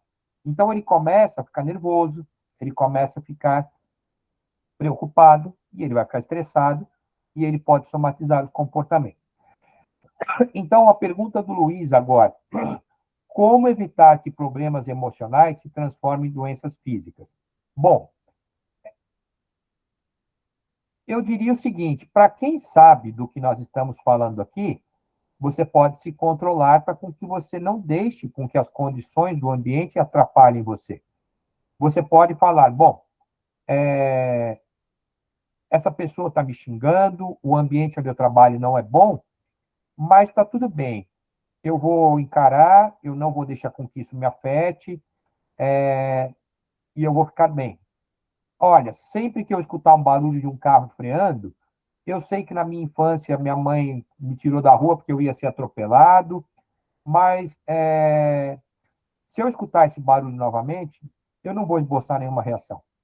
Luiz, o que eu estou fazendo? Eu estou tirando a minha resposta do subconsciente emocional e trazendo para o consciente, que é onde tem a razão. Então, agora eu controlo o meu comportamento. Agora, Luiz, eu te devolvo a pergunta. Quantas pessoas fazem isso? Precisa de um controle emocional, né? Primeiro. Então. Mas o que quer dizer manter a defesa preservada? Eu achei que até que era já uma meia resposta, não era? Como que é manter a defesa? Quem escreve? Peraí. Não, o senhor falou na hora estava respondendo a Ana ali, eu até achei que era a minha resposta já. Não, mas eu fiquei meio na dúvida. Mas aqui todas elas são muito ligadas. É Veja, tudo o mesmo caminho, manter as exatamente, defesas preservadas. Eu achei que tinha relação com a minha pergunta, né? Não? exatamente. Então, se eu compreendo a minha própria história, e eu Sim. entendo que eu não quero reagir daquela forma, eu estou me autoconhecendo e eu estou me preservando. Então, vamos lá. Alguém em algum momento falou para mim alguma coisa que me ofendeu. Aham. Eu cresci e eu entendo que aquela pessoa falou aquilo e naquele momento da minha vida eu me incomodei, mas eu sei que isso não vai me incomodar mais. Então, se eu escutar aquela palavra novamente, eu vou falar: eu não sou essa pessoa que ele está dizendo. Deixa para lá, isso não vai, eu não vou reagir dessa forma e está tudo bem. Uhum. É o autocontrole, Luiz. É muito difícil. É o autocontrole. Mas o autocontrole, Luiz, pressupõe você trazer para o seu consciente. Você controlar a sua resposta entendendo a sua reação. Não sei se é isso. Se não for, complemente, Luiz, por favor. É que para a gente é diferente do que para um paciente, né? A gente vê pessoas aí, a maioria, tudo num estado emocional, assim, super para cima, eles não estão muito calmo. Então, Não. Eu diria dizer que a para eles que é isso aí é um maioria, problema, né? inclusive os jovens, por isso que eles precisam de tratamento. Essas pessoas Pois é. precisam de tratamento. E o tratamento, Luiz, é mostrar a elas que elas não devem se deixar controlar pelo emocional, e sim controlar o físico. Mas isso é muito difícil à medida em que o emocional ele criou uma resposta muito forte. Então, eu tenho que tratar aquele trauma e fazer ela compreender que aquela situação não precisa gerar essa resposta. Não precisa gerar essa resposta. E eu vou explicar para você por quê. Deixa eu só responder a Mara. Mara, ela fez o tratamento faz 6 meses. Mas qual tratamento, Mara? Aí já foi quando o senhor falou em relação à tuberculose. Ah, Mas, sim. assim, eu pergunto assim, o senhor concorda que a maioria das pessoas que tem algum tipo de doença já assomada, já somatizada por algum problema emocional, deveria fazer um acompanhamento, uma terapia, porque se a pessoa não cuidar, ela acaba virando uma bola de neve. Né? Como o caso dessa pessoa que eu falei, ela é uma jovem, ela é praticamente sozinha. Ela Sim, sabendo que tem uma doença dessa, pode desencadear outros tipos de doença, tipo uma pessoa que tem câncer. Até ela descobrir que não tem câncer, né? Ela tá de boa. Mas quando a gente descobre, parece que às vezes a doença faz piorar, porque ali já vem outros tipos de medos, né? Outros tipos de emoções. exatamente. E eu acho que todos os hospitais ou clínicas poderiam ter ali um acompanhamento já para algum tipo de. Para essas pessoas que têm que descobrem que está com algum tipo de doença, porque acaba virando uma bola de neve, né? Descobre um e acaba aparecendo outro pelos problemas emocionais. Exatamente. Agora nós estamos falando do mundo ideal e do mundo real. No mundo ideal, nós esperamos isso. No mundo real, não é o que a gente encontra. Eu não sei se, Mara, você é aluna nossa, Mara? Nem sei. Não, Sim, sou. por que as pessoas buscam tratamento? Por que as pessoas vão buscar um tratamento de um hipnoterapeuta, de um psicanalista? Porque não foram educadas, ninguém na escola tem uma educação emocional para aprender a lidar com os traumas. Então, nós crescemos, viramos adultos e nós carregamos problemas que não foram resolvidos na infância. Tá? É... Aline, piora porque eu acho que o emocional manda sinais. Sim, é o que eu falei. O emocional estimula o físico, a imunidade abaixa, você adoece. Perfeitamente, exatamente isso. Né? Então, gente, essa é a linha de raciocínio. O emocional vai afetar o físico, através dos seus nervos, através dos seus hormônios. Agora, quando que isso se torna uma doença? A partir do momento que a alteração física passou a ser alguma coisa que está já gerando algum desequilíbrio que requer atenção. Agora, voltando à questão da Mara, nem todo problema físico é gerado pelo emocional. Se eu caí de bicicleta, me machuquei e estou com o braço inflamado, não tem nenhuma causa emocional. Eu caí, fui vítima de um acidente, tá? Se eu peguei uma tuberculose, que é uma infecção grave, respiratória, isso não tem a ver com emocional. a bactéria que causa tuberculose, ela é uma bactéria grave.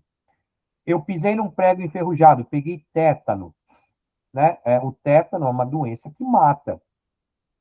Não tem relação com emocional nenhuma, tá? Então, não vamos pensar que nós somos super-heróis.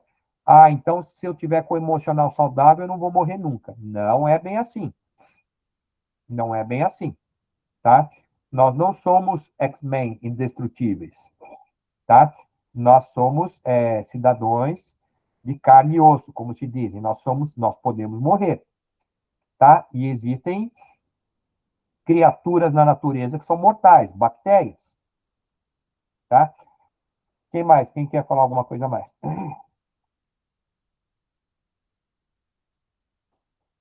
Estão entendendo, então, esse vínculo do emocional com o físico? Você precisa tratar o emocional e tratar o físico. Não é, professor, Patrícia. Oi, Patrícia, pode falar. Oi? Quem falou aqui? Não sei. Desligou o microfone, Patrícia. Oi, Patrícia, agora que eu vi sua mão levantada, Olá, perdão. tá me escutando? Agora sim. Então, eu queria saber uma coisa assim, porque, tipo, dizem que todos os nossos sentimentos estão ligados a um órgão, assim, né? Porque a raiva diz que é o estômago, é uma coisa chinesa que eu ouvi falar assim. A minha sogra, ela tinha medo de falar, assim, sabe? De se expressar, tipo, de jogar ira, tipo, brigar, assim. E ela guardava muitas coisas, assim, sabe? Não falava, não brigava, e ela teve um câncer na garganta. Eu queria saber se tem alguma ligação com o sentimento, com alguma coisa assim. Olha, em relação às coisas chinesas, eu entendo muito pouco. Eu sei o que é um yakisoba, um frango xadrez, eu gosto no restaurante chinês, mas medicina chinesa, eu me arrisco muito pouco. Desculpa a brincadeira, Patrícia, mas assim, desculpe a brincadeira, mas assim, eu conheço muito pouco da tradição chinesa. O que eu vou te dizer, de uma certa forma, é que existe alguma coisa que nós podemos, mesmo não conhecendo medicina chinesa, tirarmos algumas conclusões.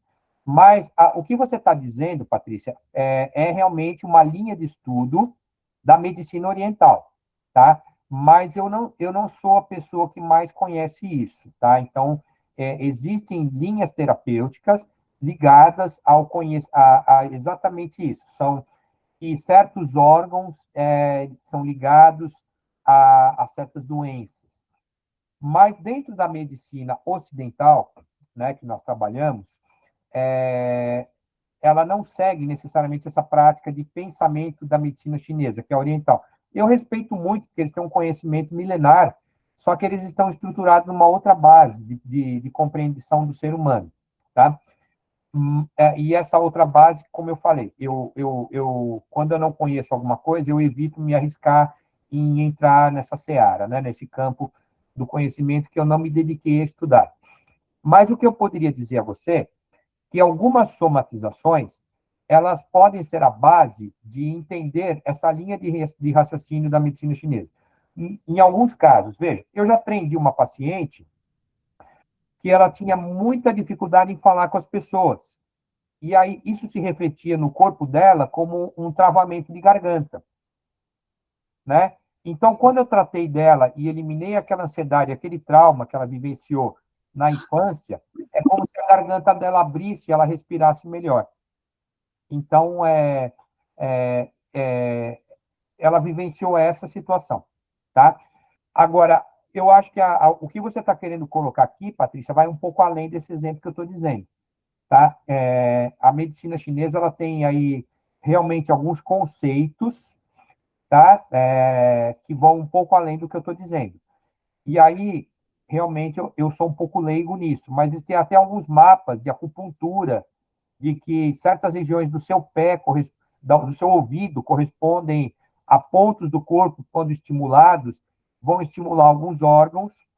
Isso eu sei que existe, mas eu não sou a pessoa indicada para entrar nessa discussão. Eu prefiro não me arriscar. Se alguém quiser falar alguma coisa, não tomando nosso tempo, mas eu acho que aí eu prefiro não dizer. Mas Ah, como não, tranquilo, não, é que eu estudei um pouco sobre isso também em outros cursos, e fala, né, que tudo que é órgão, assim, tem um sentimento, você guarda alguma coisa que você não faz, sim, alguma coisa assim que você guarda. Daí eu achei que também tem a ver com a mente, né, a que nem, raiva tem a ver com o fígado, que a mágoa com os né, intestinos, uma coisa assim, etc. Mas aí realmente eu já eu não vou entrar nessa questão. Eu prefiro trazer para vocês a compreensão da somatização através dos canais neurológicos e hormonais. Eu quero que isso fique compreendido, que é a base da nossa medicina ocidental. Tá? sim, Então, se tiver mais perguntas, vocês vão chamando, porque eu não vi aqui as perguntas. Deixa eu ver a última pergunta, é a da Aline. Acontece comigo quando não desabafo, me dá nó na garganta. O que é o nó na garganta? É você sentir a garganta mais fechada, né?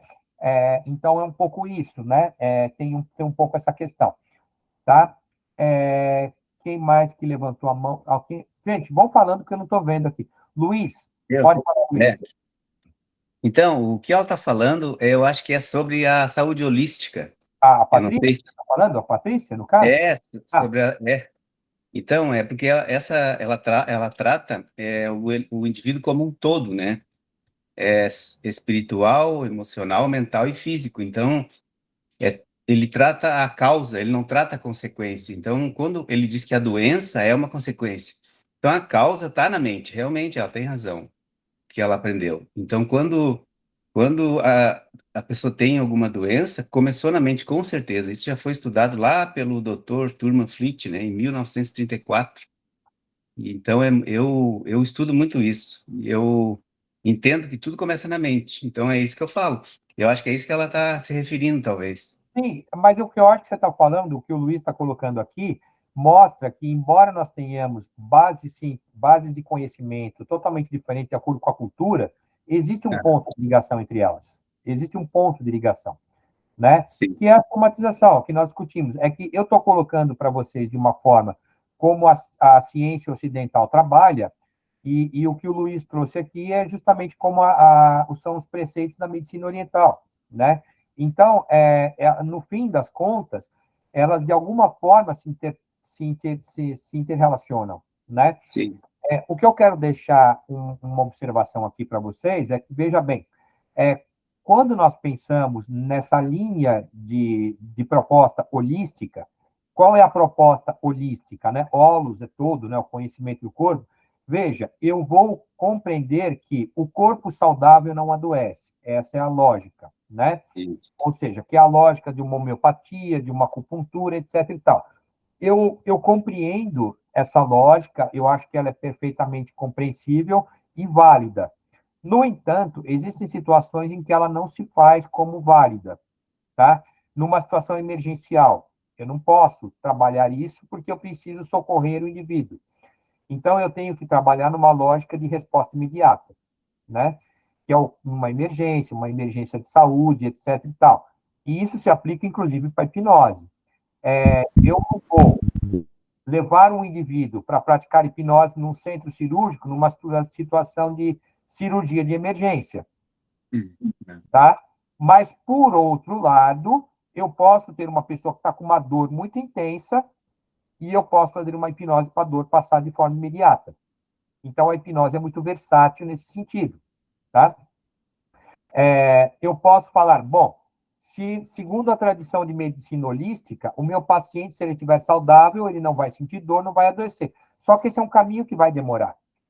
Agora, eu posso praticar uma hipnose de forma rápida para tirar dor? Posso. Essa é uma vertente de pensamento mais da medicina tradicional ocidental, tá? Então, são duas coisas que caminham meio que juntas, uma vai flertando com a outra, uma olha para a outra olha para uma, e no fim das contas elas brigam, mas de vez em quando estão juntas. Eu diria que é algo mais ou menos assim. E eu diria também que todo conhecimento é válido para a gente se engrandecer como ser humano e compreender que nós vivemos num planeta único, né? E que cada cultura desenvolveu o seu conhecimento de uma forma. E que muita coisa a gente ainda vai descobrir que a gente sequer conhece. Quem mais quer falar? Mas diminuir a dor de um paciente na hipnose não seria limpar num vazamento, tirar água só com rodo? Se não seria mais ou menos essa analogia? Sim, Que não mas trata a causa, né? E nem a origem, não, né? não. Mas veja bem, vamos lá, Luiz. Eu tenho um paciente que ele está com o braço machucado. Eu chamei o socorro de emergência. Aquele socorro de emergência está a caminho. E ele está gritando, ele está precisando de socorro. O que eu vou fazer? Acalmá-lo. Eu Ah, posso esse fazer uma tipo sim, hipnose tá, tá. nesse Agora sentido. entendi. Eu quis dizer nesse sentido.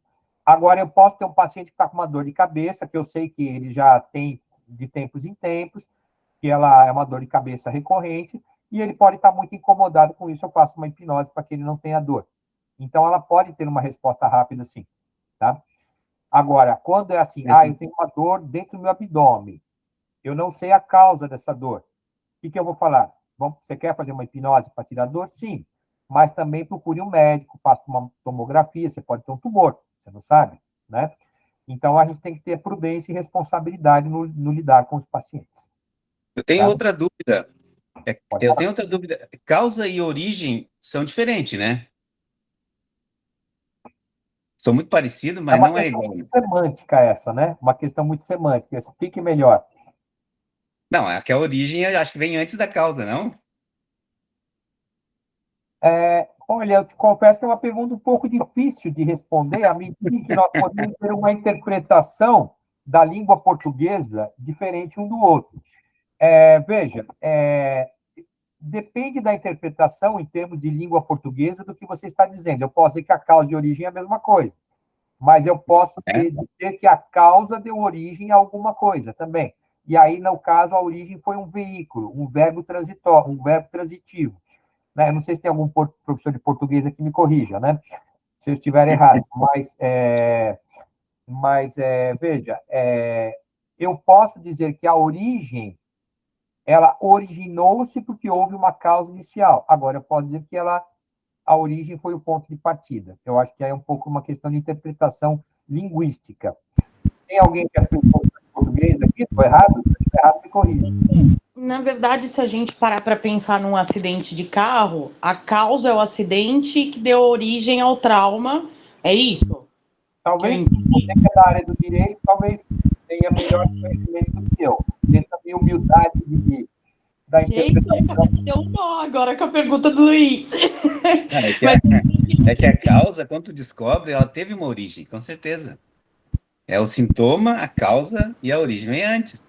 O que Muito originou o problema? É que tratando de fora para dentro fica depois. Fica. Bianca, É bela pergunta que aposentar. depende do Tudo bem, ângulo. Bianca. Boa noite, depois a gente conversa. Seja bem-vinda, Bianca. Desculpa, Luiz, eu te interrompi porque a Bianca está saindo agora. Pois não, Não, Luiz, pode falar. era isso mesmo. Não, era só estava concluindo ali. Sim, sim. Eu acho que é uma questão um pouco de interpretação semântica aí, mas tudo bem, eu compreendi que a origem pode ter tido uma causa inicial, mas eu posso entender que a origem é o ponto de partida também, né? Originou-se a doença originou e aí teve tal consequência, né? Ou então a doença surgiu porque houve um evento causador, tá? Nesse sentido, é perfeitamente plausível a sua observação, Luiz, tá?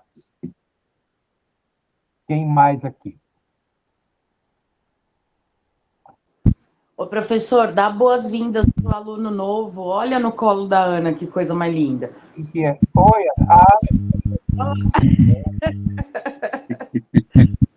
seja bem-vindo. Turma, está compreendido? Então, o que era o meu propósito aqui? O meu propósito aqui era fazer com que vocês compreendessem por quais vias o nosso corpo leva uma somatização, que são as vias neurológicas e hormonais. E que isso, uma vez estabelecido, ele fica registrado como uma memória. E aí as memórias, elas são muito firmes. E aí, como é que eu vou tratar isso? Identificando o problema físico, identificando a causa emocional e procurando ver a relação entre eles. Aí eu vou procurar cortar esse vínculo ou refazer o vínculo que foi perdido, tá? Mas aí já é tratamento, é uma outra questão que a gente envolve. Então, os pilares da compreensão de tudo que nós falamos é compreender o sistema nervoso, compreender as memórias e compreender que as memórias vão ficar registrando essas reações físicas. E aí, a partir desse momento, você parte para o tratamento, tá? Eu acho que é isso. Alguém tem mais alguma questão que queira colocar? Bom, então eu vou encerrar, tá? E eu dizer a vocês que essa ideia de nós termos das palestras com uma certa regularidade é uma iniciativa que tivemos, já vinha amadurecendo há um certo tempo, e agora nós colocamos isso em prática. E a ideia é que nós tenhamos sempre. Já tem mais uma agendada para a próxima semana com o professor Felipe, colega meu, e ele vai falar de doenças genéticas.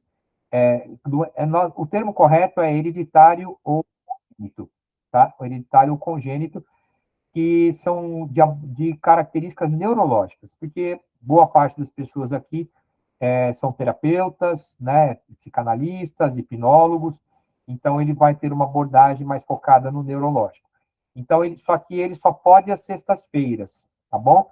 Então, a próxima sexta-feira, hoje que dia é? Hoje é 14, né? Quinta-feira, Então, 14. amanhã é dia 15, o único dia da semana que ele dispõe é sexta-feira, ele ficou agendado para o dia 22, tá? E essas palestras nós vamos disponibilizar gratuitamente para todo mundo, quem quiser, vocês querendo trazer convidados, passem o link, e depois vocês aí, nós queremos convidá-los, os alunos também a darem uma palestra, sempre possamos ter um tema para discussão, tá? Quero aprender muito com vocês também, tá? Não sou o dono da verdade, e eu gosto de me dedicar às áreas que eu estudo, mas eu gosto de aprender muita coisa com outros também. Sobre o título da palestra, ele tem que ser relacionado ao nosso aprendizado aqui, ou ele pode sair um pouquinho? Como é que funciona? Pode sair um pouquinho. Eu acho que a escola ela tem que abranger várias coisas, né? Mas eu acho que a gente tem que procurar focar um pouco em saúde e questões emocionais, mentais, alguma coisa assim. Mas se vocês quiserem trazer algo novo, acho que também vale a pena, né? O fato é que, como a maior parte do nosso público é um público que tem um interesse em comum, se nós trouxermos um tema que foge demais, talvez não haja interesse por parte das pessoas que estão sempre convivendo conosco, né? Então, a Ana, por exemplo, é professora de matemática, não é, Ana? Se você quiser fazer uma palestra sobre equações, raiz quadrada, talvez não tenha quórum, né? A minha é sobre mentalidade mesmo, realmente, mas ela direciona para o lado financeiro, né? Eu ajudo pessoas a desenvolver a mente para ganhar dinheiro, entendeu? Então, é uma coisa que... Perfeito, isso. Ótimo. Muito bom. através da mente, né? Muito bom. Então, o lema é pare de trabalhar e fique rico. É assim que começa, né? Quando que é a sua palestra, Luiz, para marcar na agenda aqui? Pare de trabalhar e fique rico. Não, e não é trabalhando que você ganha dinheiro. É verdade. Então, isso é um pouco assustador até, né? Mas eu tropecei nessa informação aí há uns 6 anos atrás, e eu gosto de compartilhar, né, essa minha vivência, o que eu apliquei, e realmente funciona, assim, de uma maneira que poucos acreditam, né? Na verdade, é só 2% que entende, né, como é que funciona.